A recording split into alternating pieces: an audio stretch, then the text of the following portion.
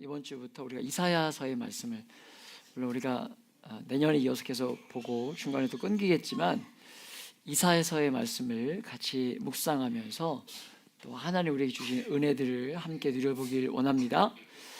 여러분, 구약 성경을 말할 때 모세오경과 그리고 시편, 선지서 이렇게 우리가 구분할 수 있을 텐데 우리가 보겠지만 오늘부터 보게 되는 이사야서는요, 선지서의 시작이라고 할 수 있는 말씀이기도 합니다. 그래서 이사야서 1장은 이사야서의 시작이기도 하지만 선지서의 첫 번째 장과도 같은 말씀이다 라고 할 수 있다는 거예요. 이제부터 이사야를 통해서 이 선지서를 보게 될 텐데 1장은요 이 선지서 전체를 여는 서문과 같은 말씀으로 이 선지서들이 가지고 있는 대표적인 주제들과 그런 내용들을 다 내포하고 있는 장이라고 할 수 있습니다. 그래서 우리가 1장을 좀 자세히 볼 필요가 있는데요, 이사야서를 열면서 특별히 이사야의 역사적인 배경이라고 할 수 있는 누가 등장하냐면 4명의 왕들이 등장하고 있음을 오늘 성경을 통해 보게 돼요. 1절을 다시 한번 보면 어떤 왕들이 등장하고 있습니까? 유다 왕 우시야, 그리고 요담, 아하스, 히스기야. 그 시대에 아모스의 아들 이사야가 유다와 예루살렘에 관하여 본 계시라, 이렇게 성경은 기록하고 있어요. 여러분, 아모스의 아들 이사야라고 소개하고 있는데 정확하게는요 그가 어떤 인물이었는지 우리가 알 수 있는 것들이 좀 제한되어 있어요. 이사야는 왕궁을 자유롭게 다녔기 때문에 왕족이었을 것이다 라고 이 학자들이 보게 되는데 우리가 그렇게 유추해 볼 수 있게 됩니다. 특별히 유대전승을 보면 이 아모스의 아들 이사야인데 아모스는 아마샤 왕의 형제였다는 기록이 남아있기 때문에 우리가 그렇게 유추해 보게 돼요. 이사야는요 무려 4명의 왕의 시대를 거치게 되면서 100년의 이 가까운 시간, 그러니까 이사야가 사역을 처음 시작했을 때는 우시야 왕이 죽던 해라고 기록되어 있지 않습니까? 그 6장에 가면 이사야가 선지자로 부름받고 있는 장면이 기록돼요.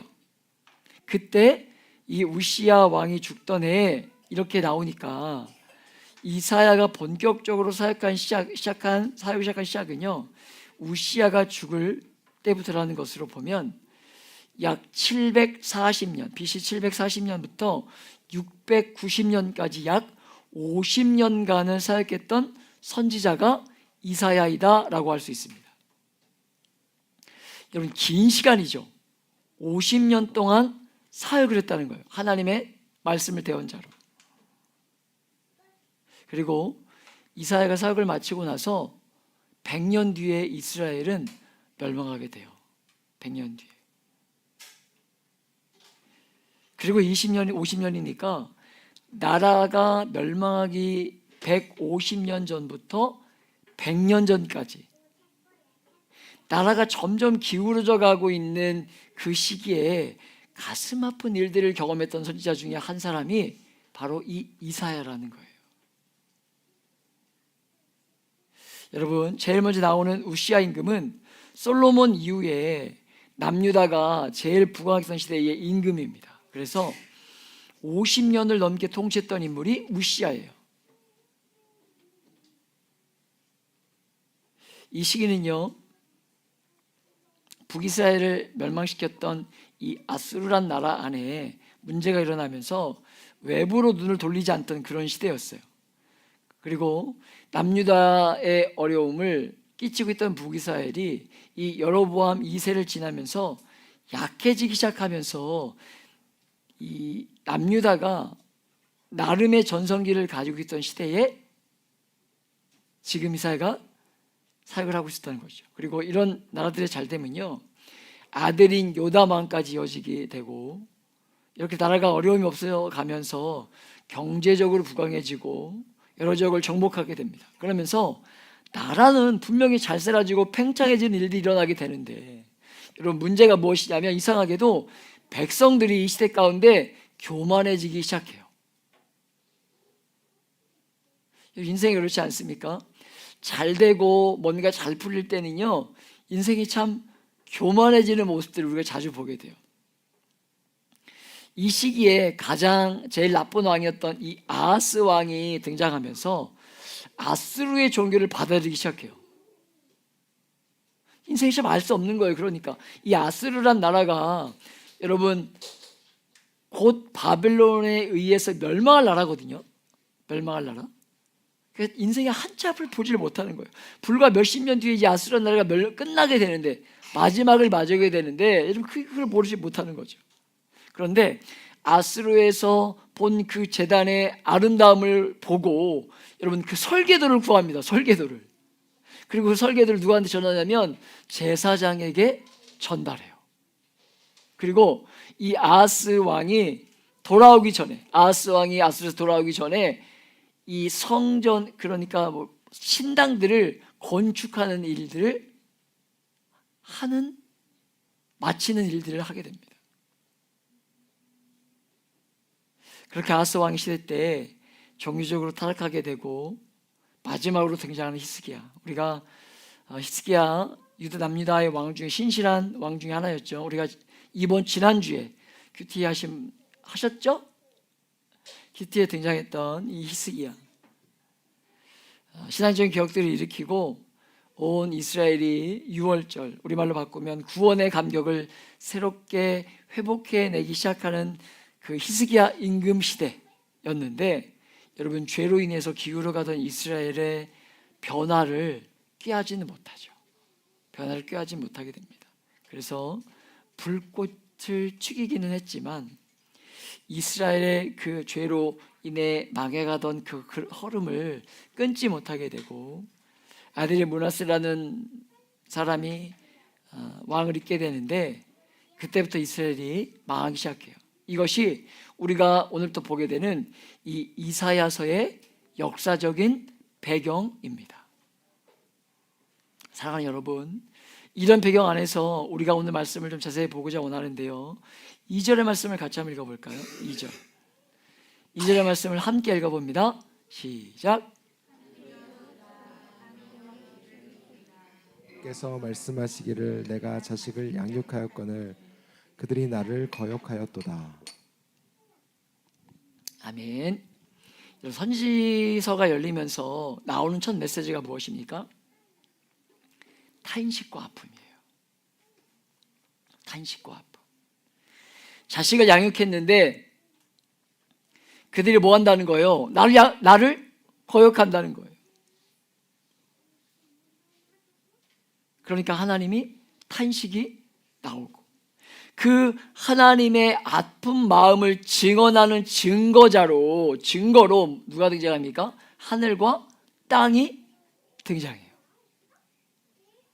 사랑하는 여러분, 하늘은 여호와 하나님이 이스라엘 백성을 어떻게 대해왔는지를 가장 가까이에서 처음부터 끝까지 본 대표적인 증인이라는 거예요.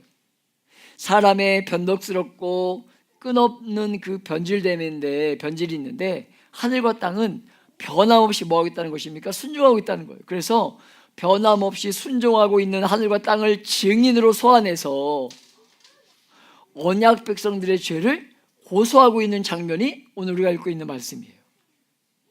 오늘 우리가 말씀에서 이스라엘의 죄를 다양한 방식으로 표현하고 있는 것을 보게 될 텐데, 부모를 거역하는 자식, 이것이 이스라엘을 향한 하나님의 지적이었습니다.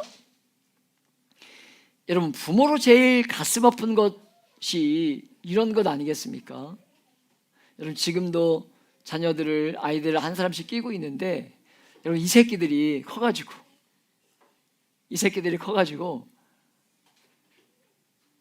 엄마를, 아빠를, 부모님을 업신여기고,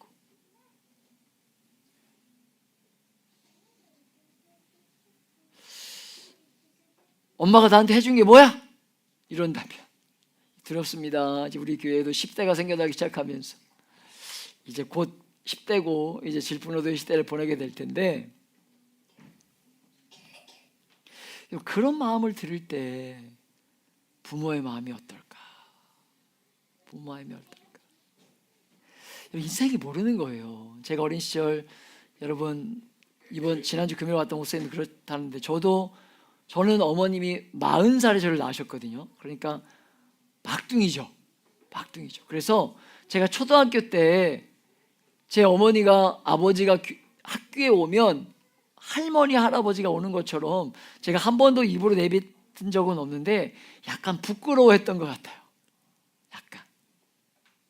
그런데 제 딸이 이제 초등학교 들어갈 때쯤이면 제가 몇 살일까요? 이렇게 생각해 보면 인생은 모르는 거예요. 인생은 모르는 겁니다. 여러분 부모의 마음이 어떨까? 그런 얘기를 들을 때. 그런데 지금 이스라엘 백성들이 그렇게 하고 있었다는 것 아닙니까?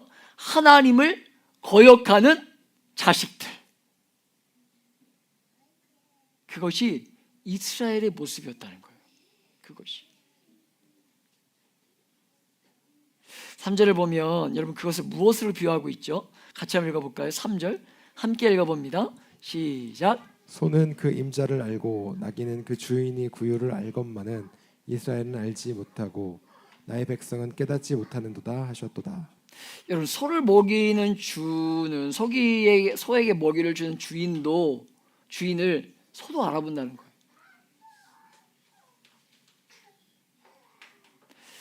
그러니까 따라간다는 거예요.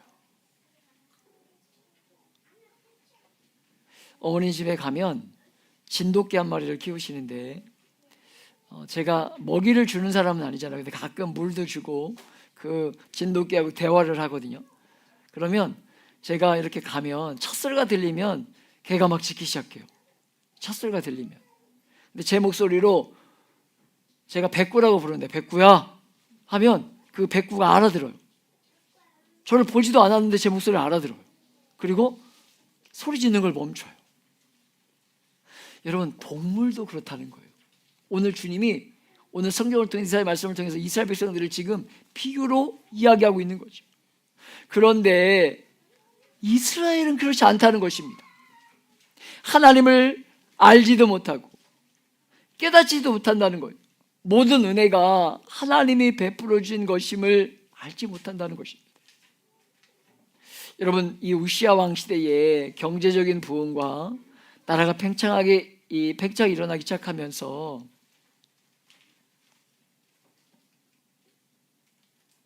무엇을 잊고 있다는 것이냐면 하나님이 하셨다. 주인이 하셨다. 이렇게 생각하지를 못했다는 거예요.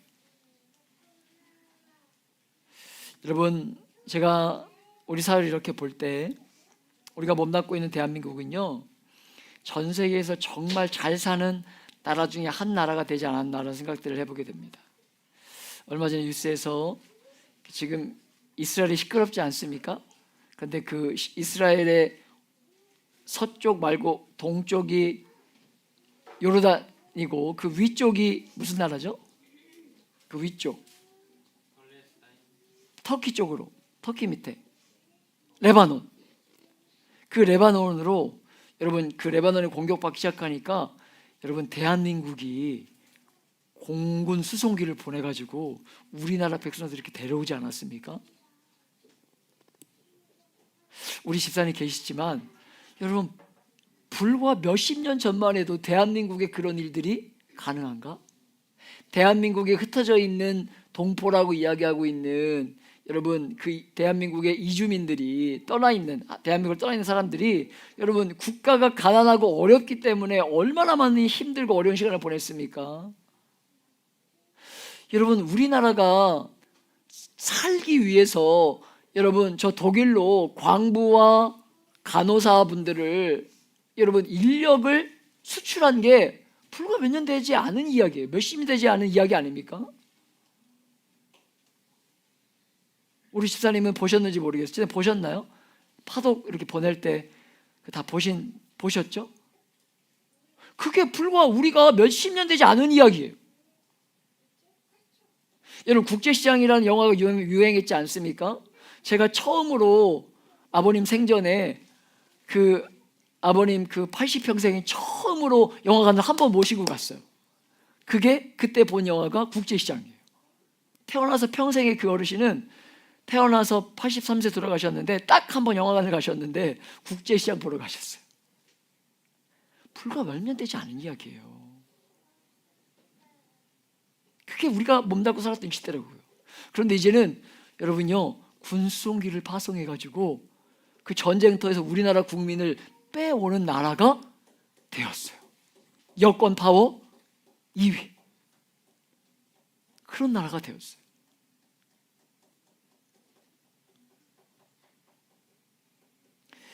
여러분, 그런데 우리가 몸담고 살아가는 사회가 이렇게 흘러가면서 감사를 고백하기보다 분노와 억울함을 더 많이 표출하는 시대가 되는 것이 아닌가? 깨닫지 못하는 것이 아닐까? 이런 생각들을 해봐요. 여러분, 공짜가 없죠. 공짜가 없죠. 우리가 이번 올해도 여러분 고구마를 심고 걷어내지 않았습니까? 그런데 공짜가 없죠. 땀 흘려 심어야 되고 가꿔야 되고 풀 뽑아야 되고 또 캐내기 위해서 어떻게 상품 가치가 되기 위해서 캐내서 무엇이 필요합니까? 우리의 노동이 필요했죠. 땀 흘림이 필요했죠. 여러분 그 더운 날 여러분 이 건물을 걷어내고 땅에서 고구마를 캐내고 담고 얼마나 수고로운 과정이 있었냐는 거예요.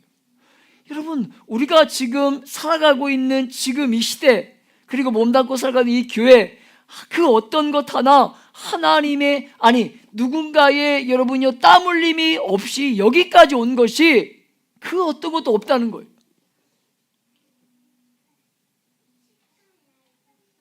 여러분 그리고 많은 사람들이 자기의 자유를 억압받는 것 싫어합니다. 누가 자유를 억압받는 걸 좋아하겠습니까?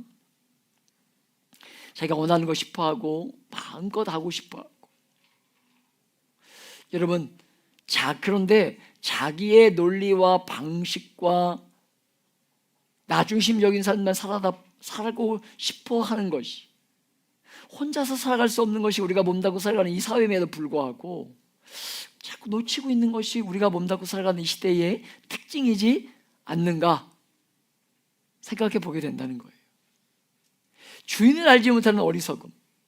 짐승들도 다 아는데 그 주인이 베푸는 은혜를 감사하면서 주인이 이끄는 대로 따라가는데 사람은 그 주인이 누구인지를 알지 못한다는 거예요. 그 모든 형통과 아름다움과 복됨을 주신 그 분이 존재가 있다는 것들을 알지 못하는 거죠. 여러분 우리는 인생입니다. 인간을 분명히 창조하신 분이 계신데 그런데 어리석게도 한계를 두려고 하질 않는다는 거예요. 권리를 주장하고 뭔가를 요구하는 데에만 끝없이 감사할 줄 모르고 이 모든 것이 그분이 주신 것임을 깨닫지 못하는 거죠. 깨닫지 못하는 게 어떻게 하는 겁니까? 남용하는 거예요. 깨닫지 못하니까. 많은 것들을 주셨는데 그 많은 것들을 제대로 감사하고 어떻게 사용하고 주인이 무엇을 기대하는지를 깨닫지 못하니까 무책임하게 사용하는 거예요. 사랑하는 여러분, 무엇을 모르는 것입니까? 주인을 모르는 거예요. 무엇을 깨닫지 못하는 거예요? 은혜가 자격 없는 자에게 주어졌다는 그 사실을 깨닫지 못하는 거예요. 이 이사야의 탄식, 하나님의 이 마음 아픔, 어쩌면 우리 시대에도 반복되고 있는지도 모르겠습니다. 교회들이나 우리 사회 안에 얼마나 많은 일들이 일어났는데도 감사하고 고마워하는 사람들은 거의 없고 분노와 억울함을 표하는 사람들이 너무나 많다는 거예요. 이렇게 알아주지 않고 끝없이 깨닫지 못하기 때문에 하나님이 부르신 그 귀한 부르심과 하나님이 나에게 원하셔서 이 복을 주셨는 어떤 복을 주셨는지를 물어보지 않기 때문에 결과가 무엇입니까? 짐승보다 못한 삶을 산다는 것입니다. 우리 사회가 정말 어떤 면에서 그렇지 않습니까?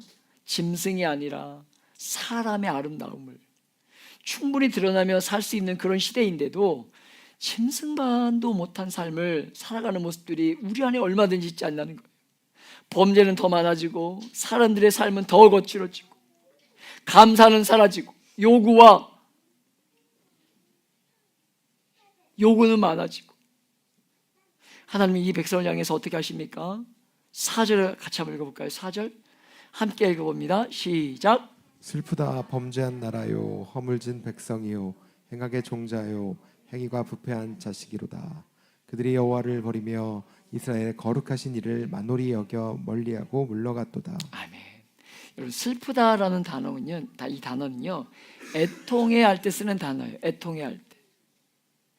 이렇게 죄를 짓고 하나님을 알지 못하고 깨닫지 못하는 당신의 자식들, 자녀를 길렀는데 전혀 그것을 알지 못하는 그 자녀들을 향해서 하나님께서 분노하기 전에, 화나기 전에 뭐 하고 있는 거예요?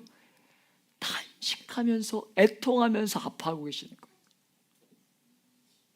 혼내는 게 아니라, 화내는 게 아니라 아파하시는 거예요. 탄식하시는 거예요. 여러분, 그 다음에 나오는 단어, 네 단어를 줄게 보세요. 나라, 백성, 무엇입니까? 종자, 자식이에요. 이 네 단어는요 전부 무엇과 관련된 단어들이냐면 하나님과 이스라엘 백성의 언약 관계를 설명할 때에 등장하는 단어가 이 네 단어거든요. 나라, 백성, 종자, 또 마지막에 뭐라고요? 마지막이 뭐라고요? 나라, 백성, 종자, 자식. 거룩한 나라라는 것입니다. 하나님과 언약을 맺은 하나님의 거룩한 나라가 바로 저와 여러분이라는 거예요. 그리고 그의 소유된 백성인데 좋은 땅에 심겨진 종자이고 그런 자식들이라는 거예요. 언약이 가져다 준 신분의 변화가 이런 거라는 것입니다. 그런데 너무나 그분의 자식에 걸맞지 않은 또 다른 단어로 그들이 묘사되고 있는 것으로, 여러분, 나라긴 나라인데, 하나님 나라긴 나라인데 뭐 하라는 거예요? 범죄한 나라. 범죄한 나라. 범죄한이라고 번역된 단어는요 분사형이거든요. 분사형. 그러니까 죄가 뭐라냐면 죄를 계속해서 반복적으로 짓고 있는 거예요. 죄가 너무 많이 쌓여가고 있는 백성들, 그래서 행악의 종자라는 거예요. 그 백성들이 죄의 씨를 퍼뜨리는 사람이라는 것으로 죄를 자기만 짓는 게 아니라 뭐라는 거예요? 남들도 짓도록 죄의 씨를 퍼뜨리는 종자라는 것입니다.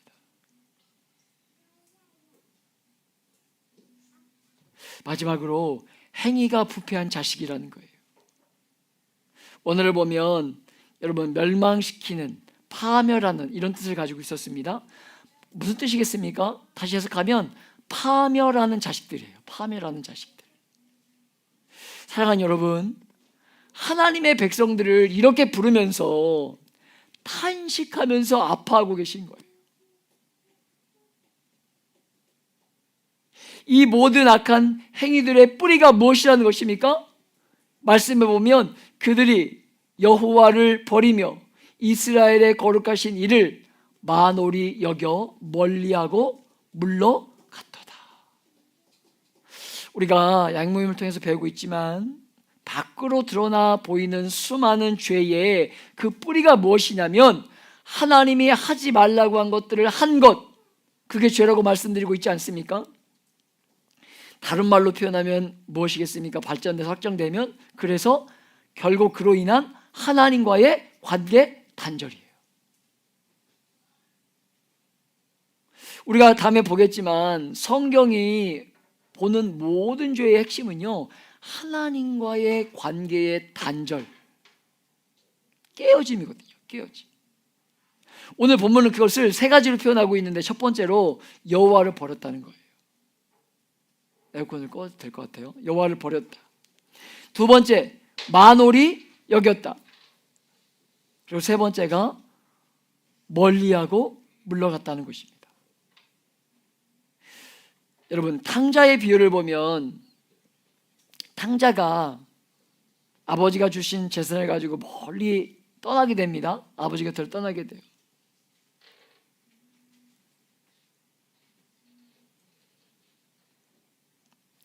죄의 제일 중요한 핵심 중에 하나는요, 바로 무엇이냐면 하나님으로부터 멀어지는 거예요. 하나님으로부터 멀어지는 거. 하나님으로부터 멀리 있는 게 아닙니다. 여러분 잘 기억하셔야 돼요. 멀리 있을 수도 있죠. 이제 시작하면서 어떻게 하는가 바로 가까이 갈 수 있습니까? 멀리 있을 수도 있었어요. 근데 중요한 건 뭐예요? 내가 어떤 자리에 있든지 하나님과 등을 돌리고 멀어지는 거예요. 먼 나라로 갔다는 거예요. 그 다음에 우리가 보겠지만 다음에 보겠지만 여러분, 신앙생활을 떠났다 이렇게 보면 되는 것이 아니라 탕자와 관련된 말씀에도 보면 탕자 이 떠난 하나님으로부터 아버지로부터 멀리 떠난 탕자에게만 비유하는 것이 아니라 탕자에게 형이 있었죠. 아버지를 떠났던 이 동생의 형이 있는데 형은요, 우리가 지난번에 팀 켈러 목사님의 말씀을 인용하면서 말씀드렸던 기억이 있는데 둘째만이 탕자가 아니라고 말씀을 드렸습니다. 늘 아버지 곁에 있었던, 한 번도 떠난 적이 없었던 이 첫째 아들도 탕자였다는 거죠. 왜 그렇습니까? 여러분, 아버지와의 관계 안에 있어서 여러분 핵심이 무엇이에요? 신앙생활의 핵심이 무엇입니까? 사귐이거든요. 사귐. 그런데 이 첫 번째 형에게 있었던 것이 뭐예요? 여전히 아버지와 함께는 있었는데 뭐가 없었다는 거예요? 사귐이 없는 거예요. 그래서 뭐 했던 것입니까?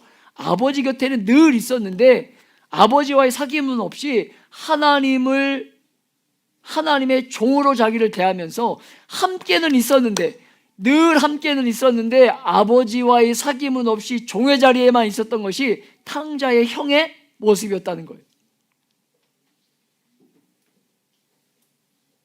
그래서 아버지와의 관계가 없이 두려워하는 종의 자리에만 있었던 모습을 우리가 예화로 말씀을 드렸던 기억이 있어요. 물리적으로만 옆에 있었지 중심은 아버지를 떠나 있는 거죠. 사랑하는 여러분, 우리가 앞으로 보겠지만 이사야서에서도 종교적인 생활이 없었던 것 아니에요. 그들이 예배를 드리면서 헌금을 가져왔지만 얼마나 죄를 지었는지 우리가 앞으로 보게 될 것이에요. 종교적인 신앙생활을 안 했다는 것이 아니라 그 마음 중심이 온전히 그렇게 드리지를 못했다는 거예요. 이 시대에. 여러분요, 여러분의 마음 중심이 어디에 가 있는가? 어디에 가 있는가? 지금 성경은 우리에게 그것을 되질문하고 있는 것으로, 마음으로 하나님을 너무 귀하게 여기고 할 수만 있으면 가까이 하고 싶어 하는 것이 아니라 예배를 드림으로 하나님께 혼나지 않고 싶어 하는 그 마음. 나 예배 드렸다. 여러분, 그런 마음으로 하나님을 가까이 못하고 있었던 것으로 종의 자리에서 여전히 하나님과 함께하고 있지만 종의 자리에서 하나님을 섬기고 있었다는 거예요.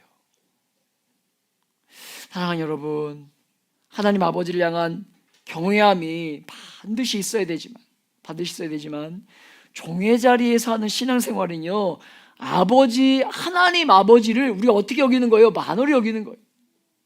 왜? 하나님이 우리를요 어떤 자리에서 건져내 주셔서 어떤 자리로 불러내셔서 어떤 삶 살기를 원하시고 계신데 그 핵심을 놓치는 거예요. 여러분, 친절하게는 대하는데 귀하게 여기거나 가까이 하려고 하지 않는 사람 우리가 대해본 적 있지 않습니까? 나는 정말 마음을 나눴다고 생각했는데 어느 날 보니까 내가 필요할 때만 나를 가까이 했구나 라는 것들을 알게 될 때의 여러분 그 상실감 해보셨는지 모르겠어요. 그런 대우를 하나님을 향해서 그 모든 것들을 주시는 하나님을 향해서 이스라엘 백성들이 하고 있었다는 거예요. 그리고 우리의 신앙이 건강하게 자르지 않으면 우리도 그렇게 할 수 있다는 것으로. 모든 종교적인 행위는 하지만 가까이 오기는 원치 않는 그런 신앙생활, 가까이 가기는 원치 않는 그런 신앙생활 할 수 있는데 이스라엘 백성들의 신앙이 그러했다는 거예요. 여러분, 그분을 도구로 사용하는 것이 아니라 정말 하나님이 저와 여러분을 위해 어떤 대가를 지불하셨는지를 잘 기억하심으로 하나님을 아버지라 부를 수 있도록 허락하신 그 은혜를 기억하며 여러분, 그분을 탄식하게 하고 아파하게 하는 그런 신앙생활이 아니라 여러분, 정말 그분을 가까이 하고 친밀한 사귐을 누리며 그분과 함께 걸어갈 수 있는 여러분, 저와 여러분 되시길 축복합니다. 여러분, 때로는 우리가 혼날 수도 있어요. 혼날 수도 있어요. 여러분, 그런데 우리 자녀들이 우리가 혼냈을 때에 여러분, 그럼에도 우리에게 오지 않습니까? 부모가 나를 혼내는 이유가 무엇인지 알기 때문에, 내가 잘못해서 혼낸다는 것이 아니라 나를 바른 길로 인도하기 위해서 때로는 혼나는 걸 알기 때문에 아이가 오는 거죠. 여러분, 그것이 우리가 하나님 앞에 나아가야 하는 여러분 방법이지 않겠습니까? 그 하나님을 경외해야 돼. 여러분, 정말 그 경외함으로 그분과의 친밀한 사귐을 누리고 저와 여러분의 마음을 하나님 앞에 표현하는데 인색하지 않아야 하심으로 하나님이 오늘 이스라엘 백성들 향해서 그렇게 사랑을 줬는데도 탄식하고 있으셨던 그 마음을 잘 기억하고 하나님의 마음을 아프게 하지 않는 이 한 주간의 삶이 되시길 예수님의 이름으로 축복하며 기도합니다.